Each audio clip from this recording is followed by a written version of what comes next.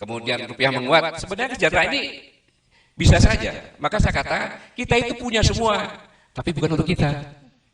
Itu kesimpulan saya itu aja Pak. Saya nggak bisa panjang-panjang karena menghadapi pakar-pakar yang luar biasa ya. Saya hanya menyimpulkan saja. Jadi kita sama-sama patut bersedih. Presiden oleh pembantunya dianggap buta tuli dan tolol.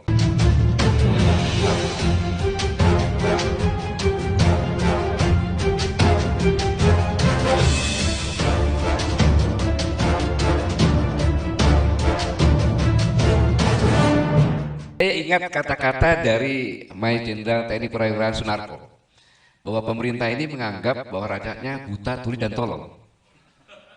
Saya koreksi. Justru bukan itu. Kalau melihat tadi yang disampaikan, ya, saya harus berpikiran positif.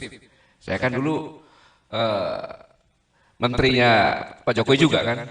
Jadi justru pembantu Jokowi itu yang menganggap presidennya buta, tuli dan tolol.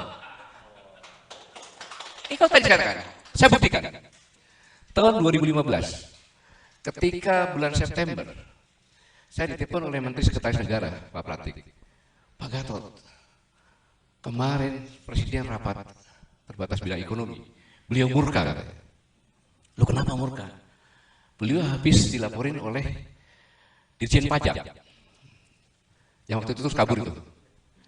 Yang katanya perolehan pajak itu semuanya baik-baik semuanya. Tiba-tiba beliau mendapat informasi bahwa pajak bulan September itu baru dapat 650 triliun dari target 1.292. Di situ kok bisa lengkap dan Presiden mendapat masukan bahwa 3 bulan terakhir ini Oktober, November, Desember diambil perolehan pajak tertinggi dari 2012, 13, 14. Jadi bulan Oktober yang tertinggi, bulan November yang tertinggi, bulan Desember yang tertinggi. Setelah digabungkan ternyata cuma 1.008 triliun. Jauh dong, 21% lebih. Dan itu kalau nggak salah mungkin bisa defisit anggaran 3%. Bayangin seorang presiden dibegitukan. Dan beliau sendiri yang menemukan jalannya. Mau pakai sun nggak bisa, membentikan proyek-proyek yang paling besar karena perintahnya pada bulan April kontrak harus sudah semuanya kan sehingga pembayaran terakhir. Waktu itu kebetulan ada akan terjadi pilkada serentak, kemudian para kepala daerah takut KPK, sehingga ada 270-an triliun di bank pembangunan daerah masing-masing. Itu yang dijadikan dalam pinjaman. Dalam situasi normal. Jadi presiden itu kan nggak dianggap punya pemikiran, nggak dianggap tahu. Kemudian yang terakhir, presiden mengatakan bahwa ini ekspor kita sejak bulan Mei 2020 itu meningkat gratis kan? Iya kan? Tetapi yang masuk kok cuma 15%. Deputi Bank BI sendiri mengatakan bahwa masuk semuanya kok. Masuk semuanya hanya paling 15% yang tidak masuk dibalik. Ini kan kalau saya katakan maaf, terlalu kasar saya katakan, tapi memang dianggap oleh pembantunya seperti itu. Presiden mengatakan banyak yang masuk tapi kok nggak ada yang masuk gitu. Padahal Bank Indonesia ini kan sebagai pengawas DHE SDM ya, itu perkebunan, kemudian kehutanan, kemudian kelautan dan pertambangan. Itu kan begitu dari pabean keluar, itu diawasi oleh BI, 3 bulan kemudian harus masuk ke rekening khusus devisa. Di mana rekening khusus devisa ini adalah tidak boleh dari bank-bank yang punya cabang di luar negeri, jadi harus masuk ke Indonesia intinya. Nah kemudian para eksportir juga harus mempunyai export account. Di mana apabila diperlukan apa-apa dari DHI tersebut, yang untuk bayar hutang dan sebagainya bisa diambil. Dan itu harus 3 bulan. Nah kemudian OJK juga mengadakan pengawasan kan, masuk keluar masuknya. Nah kemudian Bea Cukai juga mengadakan mendapat laporan dari BI. Saya yakin kalau BI, Bea Cukai, kemudian OJK dicek sama-sama, pasti perusahaan-perusahaannya temannya menteri itu nggak masuk situ, sehingga uangnya diparkir.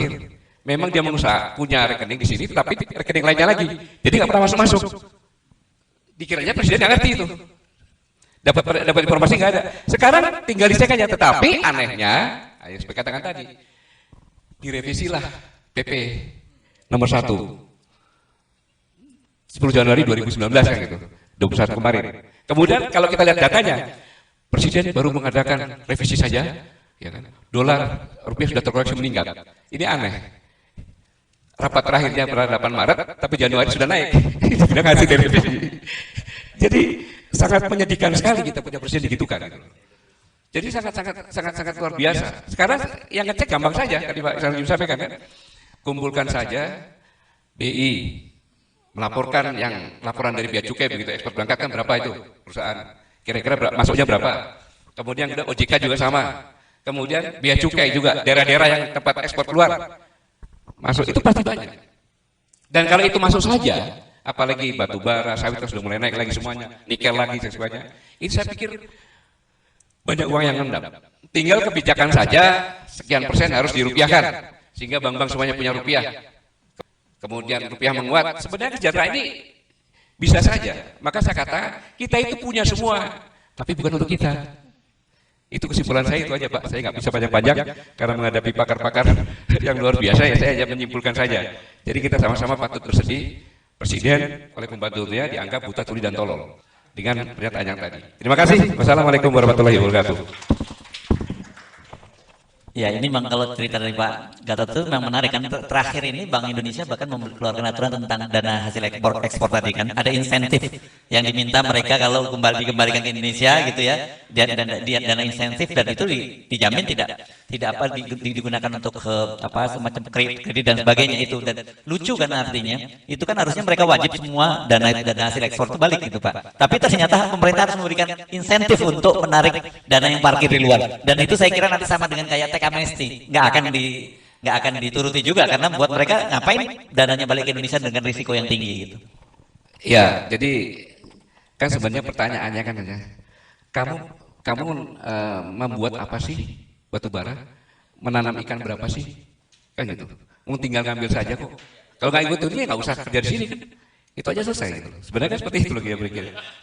Iya, dia tinggal ngambil saja kan gitu, dan dia tinggal minta surat saja gitu. Kalau nggak mau ngikutin ya sudah. Karena memang pasal 33 kan semua tanah air dari sini untuk kepentingan rakyat. Kan. Nah itu ya. Kemudian yang terbaru lagi saya lupa menyampaikan. Ditemukan 1 triliun dari pencucian uang masuk ke politik. Nah, masuk ke politik. Ini temuan dari PPTK juga. PPTK. 1 triliun. 1 triliun. 1 triliun. 1 triliun. 1 triliun. Mudah-mudahan bukan 100 gitu. Ya. Tapi kita amati saja sekarang. Sekarang ini perlu Pak Sarudi juga mengadakan pengecekan Pak. Mungkin sekarang ini banyak sekali izin-izin tambang baru keluar. Kemudian mandiri banyak lagi. Karena ini semuanya untuk persiapan 2024. Gitu. Ya, terima kasih. Yang bisa ngomong kayak Pak Gatot itu kalau dia nggak punya kepentingan. Tapi kalau ternyata ada duit dia juga di situ, gimana dia mau? Nah, itu kan masalahnya di situ yang jadi kita sama-sama tahu seperti itu. Oke, baik.